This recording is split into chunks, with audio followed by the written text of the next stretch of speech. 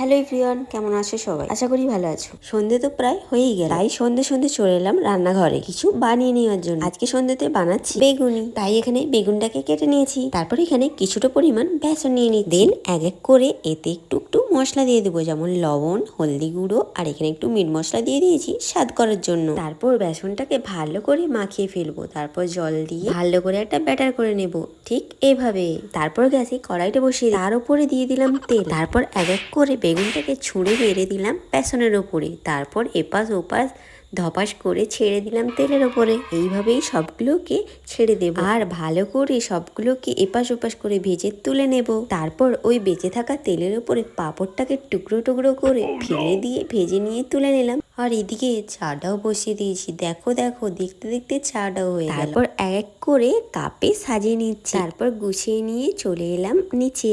এসে মা আর কাকিমাকে দিয়ে দিলাম, আর এদিকে ওরা টিভি দেখছে, আর এখানে আমিও আমার খাবারটা নিয়ে বসে গেছি খেতে। আজকে সন্ধ্যেতে তাহলে কি খাচ্ছি? চা, বিস্কুট, পাঁপড় আর গরম গরম বেগুনি। তাহলে চলো টিভি দেখতে দেখতে বিস্কুটটা ভেঙে চায়ে দিয়ে চা থেকে তুলে দিয়ে দেবো একদম আমার মুখে। তারপর একটু চুমুক লাগিয়ে দিলাম গরম গরম চায়ে।